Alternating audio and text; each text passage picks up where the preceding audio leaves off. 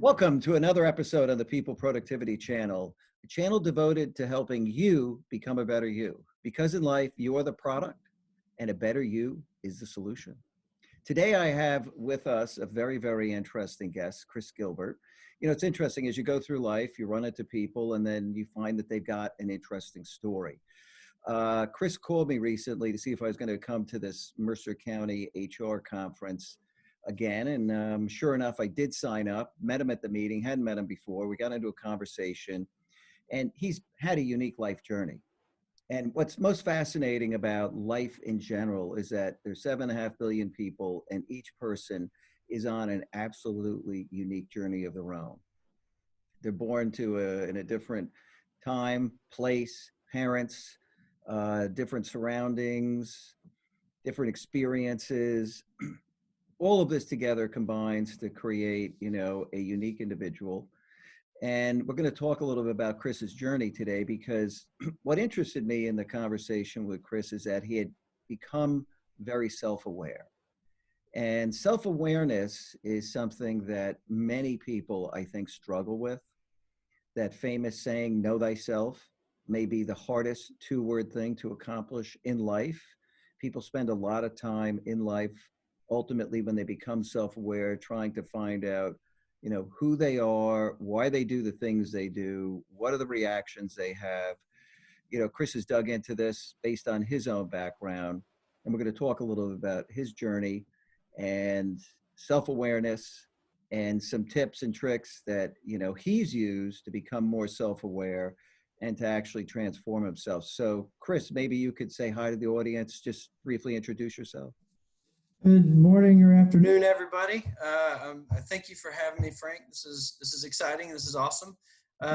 Like you just said, I think you used the word mastering, because I think we ever master anything, but said I've got a good grasp on the self-awareness, and it's kind of like anything. It's always evolving. You think you've mastered something, and then you get bulldozed by it because you think you've mastered it. Yeah. New things happen, new information comes in, new life events, and you have to stay on top of it, or you'll get left behind. So it's just like with anything else. You've never mastered it. You're just always a work in progress. Yeah, it's very interesting because, so is life. The world is always advancing. If you go back to like the late 1800s, around 1900, all the physicists thought they understood everything about the world. Newtonian physics, they had mastered it, they understood it. Chemistry, they didn't think there was a lot more to learn, and suddenly quantum physics shows up, an entirely new branch, completely unexplored, and they continue to explore that to this day. So the world itself is on a journey where people's understanding is growing all the time. The human race is learning more, and you've learned a lot more. Tell us a little bit about your early upbringing. What happened? What are the forces that shaped who you are? Sure. So my life jumps all around to tell the story, and I'd like to tell all the different parts, but we've only got so much time, so I'll try and be brief. The earliest parts that I really remember, are very tough, and I urge anyone who has had a tough life like me, the true healing from it came like this: just talking to people, not necessarily being recorded, but just talking to people. So first thing I want to, in all this, say is, if you have a story like mine and it's been rough and you've never talked to anyone, step one, find someone you can trust and talk to just like this and get it out. And that's where real healing will begin. Mm-hmm. So for me, what did I have to heal from? Well, my earliest memories were in a homeless shelter. My mom found herself 20 years old with a kid, a baby. And then long story short, she moved from Ohio to North Carolina, and then found herself moving when I was age 5 or 6 to Georgia. And being 25, 26 years old, she had a tough childhood and didn't have a really good grounding of how to be a mother. And then came in the tougher parts, where abuse started to happen to her, and then it just kind of snowballed down. So my earliest years were abuse and I guess really abandonment, because the adults around me, were too busy seeking their fulfillment that I was just thrown in to survive. And had stuff taken out on me. Instability, fear, right? Yes. It was ingrained. And the studies show that whatever happens to you before 7 is deeply ingrained. Yeah. into your psyche. And so a lot of this stuff was happening right before and right after 7. Yeah, Yeah. I think that is in some ways the backdrop here because, you know, what the research shows is that during the first 7 years of life, kids are in theta mode. And theta mode is more or less the mode where you're in a hypnotic state and you're basically downloading life. And that downloaded information and those experiences that imprint on the brain become your subconscious, and it sets up the rules and needs Mm-hmm. other things that are going to control a lot of what happens to you in your life. And learning what was recorded becomes a journey of its own, right? Yeah, yeah. So I like what you just said. It sets the rules. And what's great, I can't remember exactly how the saying goes, but like rules are meant to be broken, right, or something like that. Meant, Yeah. not broken. I've had to in the last few years discover these rules that I put on myself or that was put on me from all this, and discover that it was my own rules or it was the rules put on me that aren't necessarily fully accurate. So yeah, it's a deep dive into the conversation of finding out where you came from and questioning what you think. Mm-hmm. We go through our days and we just habit. We were talking about this a minute ago. Habit is one of the drivers. We're creatures of habit. Oh, yeah. If you never question it, you just go with it and you just end up where you end up. So for me, like you were saying a minute ago, there's a lot of fear and instability that was ingrained in, and it was always just driving the habit. And so I was always making the best of whatever scenario I had and Yeah. never going, okay, here's how things are. Here's how it looks like they're going. How can it be different? What can I do differently? Not just physically, but up in here. Yeah.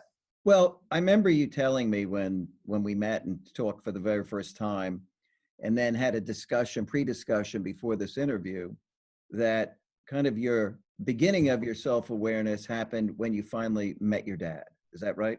One of the events that led up to that was the very first thing that I go back to and really has me questioning things, Yeah. questioning life and everything. And so what happened was there was an incident at work and I lost a friend, and I had never lost anyone outside of they moved, right? It wasn't Yeah. like death. So at 20, no, yeah, 20 something that happened.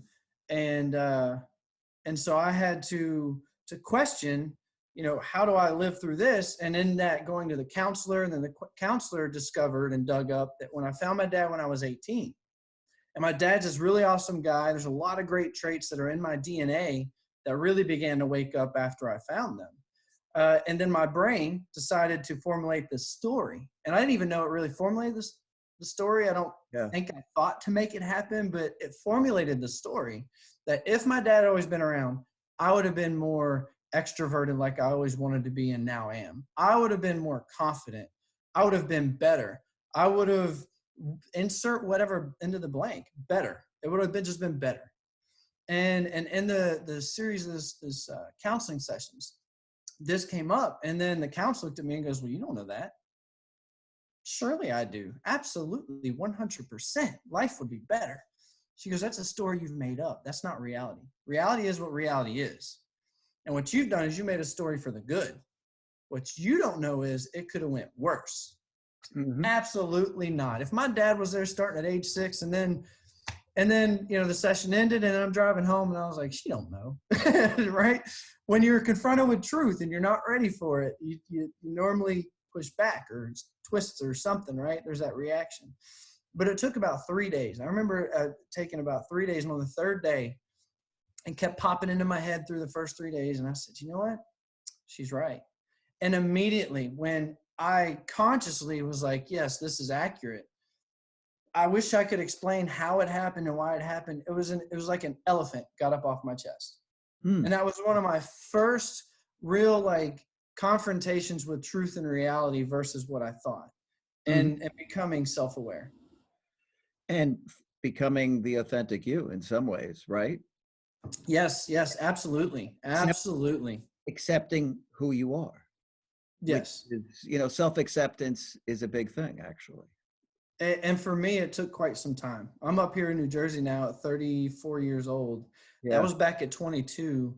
And it's only been through, again, some strife in the last 4 years of having moved up here and what I've gone through up here that really led to me even becoming more of who I am. And that's, again, it was through a tough time. I wouldn't trade it for the world. Yeah, I think you've got to embrace your journey, right? It is your journey. This is it. And much of how you feel about that journey is shaped by the impressions and beliefs that you take away from what happens.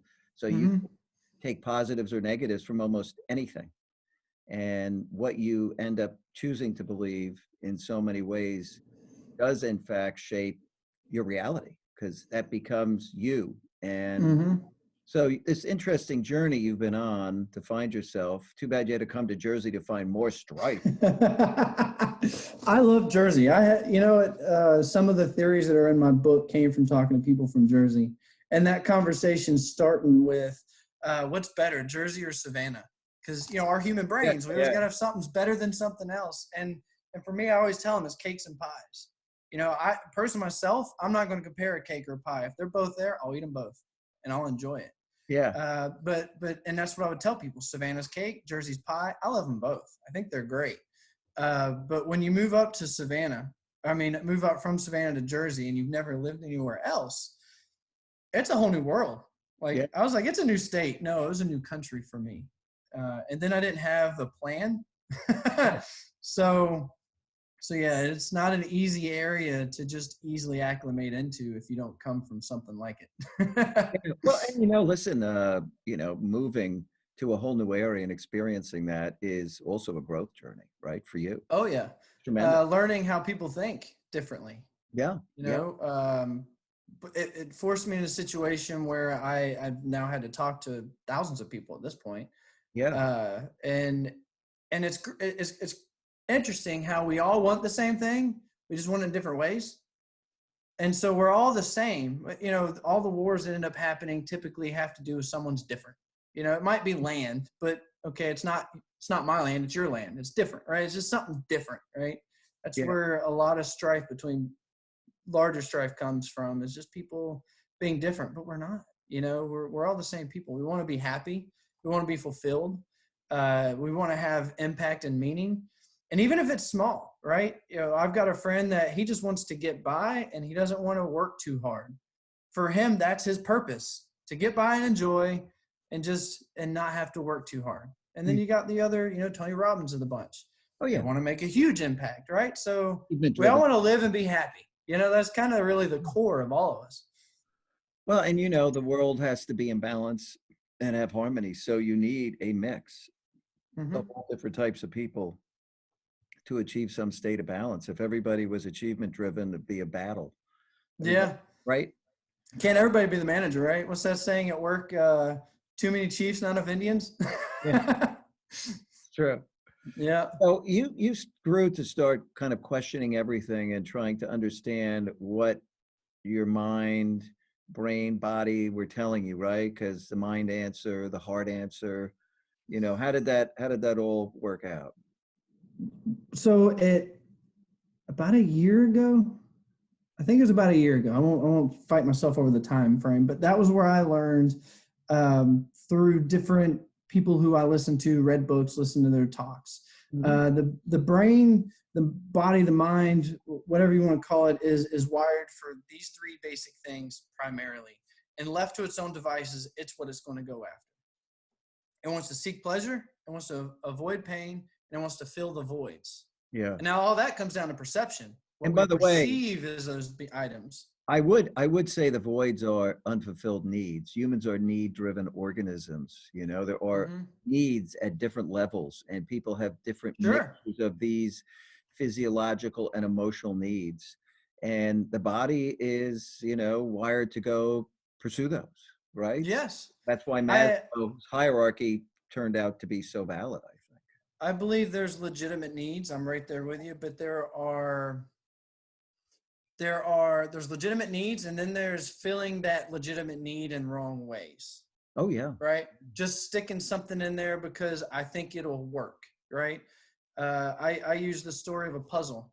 Right. If you take a puzzle and you're putting the last piece in, and it's a piece from another puzzle, it's not going to fit. It doesn't belong there, right? And then you start trying to force that puzzle piece in, and then you're hammering on that puzzle piece. You're messing up that puzzle piece. And that puzzle piece can be a job, it can be a business, it can be a person that you're trying to put into your puzzle, and it doesn't belong. Or maybe you're lucky and you've got the puzzle piece that's cut just the right shape and it'll fit. Yeah. But what's on the top and the surface doesn't belong. And so you'll stick it in there and you'll be happy for now. But what happens later on when you're not happy, that puzzle piece has to go. And if you've ever put a puzzle together, when you pull out a puzzle piece you put in, you're always pulling out other pieces right along with it. So now you're having to pull that piece out that didn't belong and then fix what did belong. And it's wasted time and pain. So that's when I say filling a void. It is filling a need, generally speaking. It's just not necessarily the good and legitimate way. That's right. It is how you end up filling it, and what needs, start to take priority in life, right? So it's really, really interesting. And I know in this whole thought about, going back to questioning everything and kind of thinking there's only a certain way to doing things, you like to say that you're open to the idea that you aren't where you think you are, as you can only see so much of the picture, right? Yes. So talk about that realization. I used to think that adults knew everything, and then I became one. So I thought my mom knew everything. And then again, I became an adult. And it's okay. We're not supposed to know everything. No one person can or should. We need to interact. So my strengths, your strengths, we interact together. We fill the whole puzzle together, right? I just lost my train of thought. I went on a tangent. Say the question one more time. Sorry. Well, you can only see so much of the picture at once. Yes, okay. There we go. So, you like to tell me that, maybe there's people develop some unrealistic timelines and things, right? Because they just don't know enough.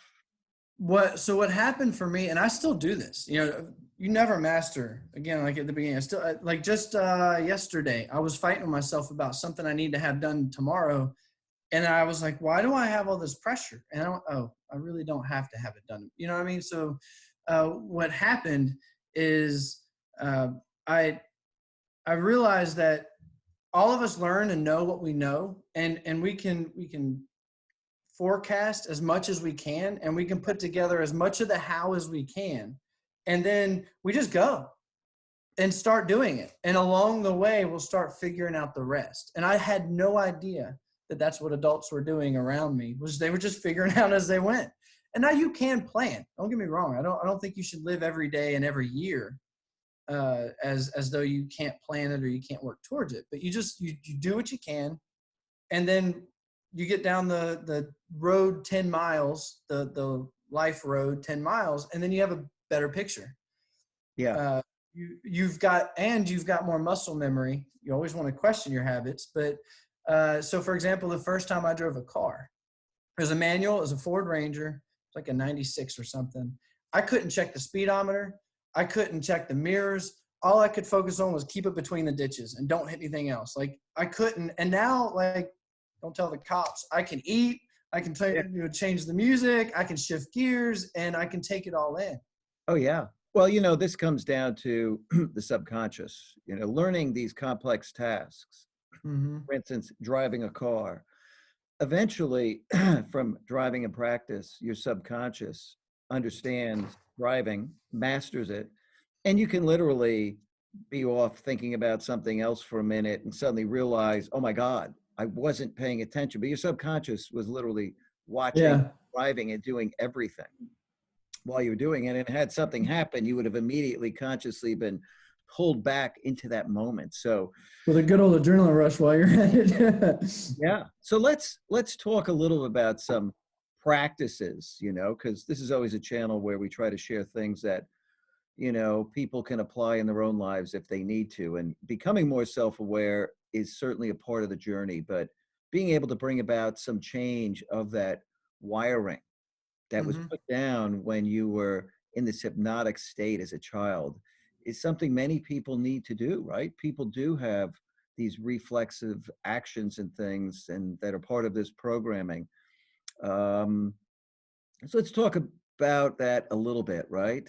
That Hmm. notion that, the subconscious mind and the conscious mind are really, two very different things. And, what conclusions did you draw along the way as you began to dig into this and realize what? So I think one of the things I've realized is the biggest thing in the last few years is you can do the right thing for the wrong reasons. For example, let's say if I had slighted you or wronged you in some way or put you out in some way, and I come and truly apologize to you, like, hey, I am really sorry. What can I do to make this right? I did the right thing and with the right motivation because I just really wanted. If I do, if I slight you and then I come up and I'm just trying to get something out of you, right? If the apology comes right also when I need something, or if it's like not genuine, you know, Yeah. hey, sorry, it happened. Sorry, I'm not sorry, right? If it's not genuine, it's just, hey, I'm sorry. You're doing it because, well, those two different things. The why is the difference, and we get those autonomic things where we just the subconscious takes care of for us is great because it saves time and effort. The brain wants to be efficient, but if it's the wrong thing or the wrong reason and we never question it, then that's how we get so far off our path. And Hmm. then it takes so much more questioning and fixing, you know? So for me, it started with just questioning why I did so many things the way I did, or why I thought what I thought. Not saying I was trying to manipulate people with saying I'm sorry or anything, but That was an example. We get it. yeah, as an example. But I would start doing something of habit and go, why am I doing this? And it could be as simple as there's this group that I knew that met on Tuesdays, and it never was in my mind until I learned this pretty girl was there. And then I was like, the next Tuesday, I remembered it. And I had never had any interest in going, right? And it wasn't even a girl I was really interested in. She was just pretty. So the mind remembered it, right? Hmm. So, well, I'm not saying it's right or wrong to go, but it's just funny how the brain will pick up these things, and you got to question them. So I your method of questioning them is self-reflection, right? It's oftentimes maybe at the end of the day, you'll go reflect back on what happened that day. Because many people, I say most people, don't put reflection time into their day. It's throughout the day. Actually, you're right. Don't put it into the day, not just at the end of the day, because then everything's happened. You've forgotten it, right? We can only remember like the last one, maybe two things. I'm constantly self-reflecting in the day. Hmm. Um, it could be why I let myself be fearful. What am I afraid of? Right. The number one, I still fight it. So having to make those cold calls. Sometimes I just go right into it, no problem. Other times, I I won't even notice it's happening. I just start getting distracted with these things I need to do, and I'm on it, and I'm like, why? And then I have anxiety too. So why do I have anxiety? I'm not afraid to make calls. Like I love talking to people. Why am I avoiding the work? And it's just an anxiety. I still haven't figured that one out. Why I'm anxious. I think it comes down to I'm afraid of rejection because Probably. I who think isn't, any, right? Who doesn't want it? yeah, that's the hardest thing for salespeople to overcome is it's just not personal, it's business. And Yeah, um, exactly. But it's throughout those moments, all through the day. If I, why did I get angry in traffic? Right? There's no reason to be angry in traffic. You're going to get there when you get there, and when you get angry, you may never make it because you might get angry and do something stupid and crash. Right? So why am I angry in traffic? Oh, because I didn't leave early enough. Why didn't I leave early enough? Oh, because I was doing something I wanted to do instead of what I should have done. So I should just be mad at myself yeah, and not traffic. What lesson did I learn from that? Don't be mad at traffic and flicking other people off. Again, I don't do that, but yeah. but it's question your motives. And for me, it's it's only in the last 3 or 4 years. There's some people I had to call. Remember earlier I said, hey, make sure you call and talk to people about the things you've gone through, give them forgiveness. Yeah. That gives you the ability to take the power away from that pain and hurt and get rid of it. And Mm. that's true. But I also had to call and apologize because there's things I said and did in my older days that I wouldn't do again now because I would like to think I wouldn't do. I don't know. We're all human. We make mistakes, but I've now made the questions enough in my head and made it a thing where I'm like, wait, do I want to do this? Why do I want to do it? What's driving me? What am I going to get out of this? Is it hurt, or is it joy because I'm doing something for myself, or I'm doing something for others? Yeah, self-reflection is incredibly powerful. I think people need to do more of it.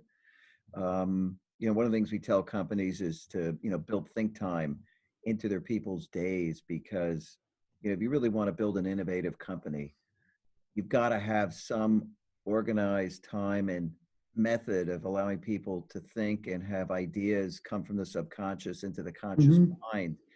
And then you could start to mine that as a resource. But, people in their own lives, and this is not corporate, should have self-reflection, think time.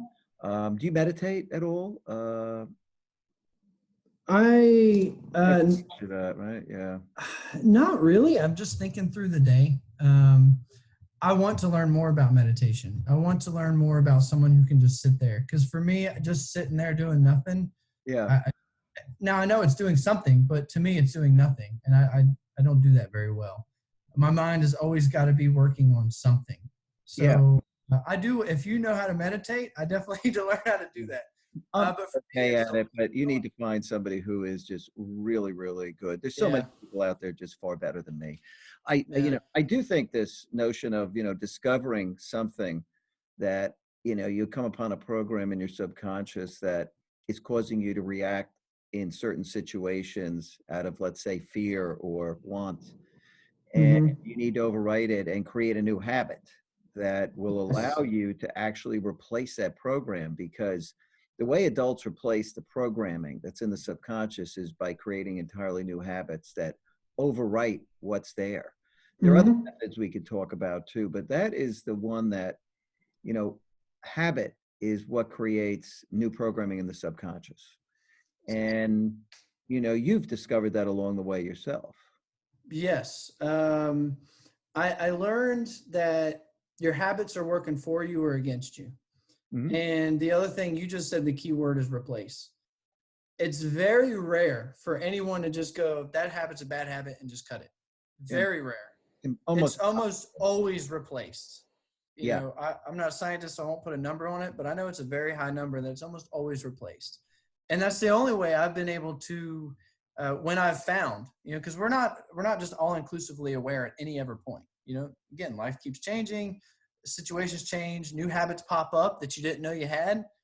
For me, like the word "so," now it's finally in my head that I say it a lot, and now I'm working on replacing it with just a breath or something. Yeah. But becoming aware of the habits and in bite size, like we can't take all of our, we'll call them bad habits at once and fix them all or replace them all at once. Like you got to pick one or two and work on it. We're humans. We have limits to our willpower. We have limits to what we can do in a day, and not beating ourselves up. That was something I did. Oh, I need to be better at this. Oh, I need to be better. And I still do that. I'm still working on replacing that habit with becoming grateful for where I've been and where I've gotten to in spite of where I'm at. And so replacing that, that's a bad habit. Replacing the habit of beating yourself up. Yes. With too many people do that. I agree with you. And having a different mode of reflection on things, seeing things differently, and building, intentionally over time the habit to have gratitude for what you have. Yes. Versus, some grief over it. So that's really interesting. I think habit is a really, really important thing that, everybody should think about.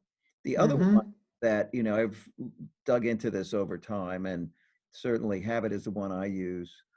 But hypnosis is another one that people can certainly look into. And people have had real results with that. I've never done it, can't talk to it. I've certainly read about people who've done it and said, it was success. I'm sure it always comes down to the individual and the practitioner. What else have you found about changing, You kind of hit the nail on the head with that. Other people, as much as it is self-awareness, like you know yourself, but when I like to tell people in life, we're in our own forest. Yeah. And you can only see, it's kind of back to that where I was talking about earlier, you can see how far you can go. It's kind of that forest. You can only see what you can see from the perspective you can see. And to have wise counsel outside that forest and the different areas of life that you need them to go, that's the wrong tree, or hey, move over to 45 degrees around that tree, metaphorically speaking, and to help you to see. So for example, if you're married and you make a new friend, your wife, let's say you've been married for 15 years, your wife knows you pretty well. You make a new friend and you start changing some habits. You may not even realize you're absorbing them. Your wife's going to know. Yes. And then she's going to probably call you out, rightfully so. So it's not just self-awareness. There's that analyzing yourself, but there is seeking wise counsel and getting guidance. And the hypnotherapist is one of them. I'm highly intrigued by the concept of it.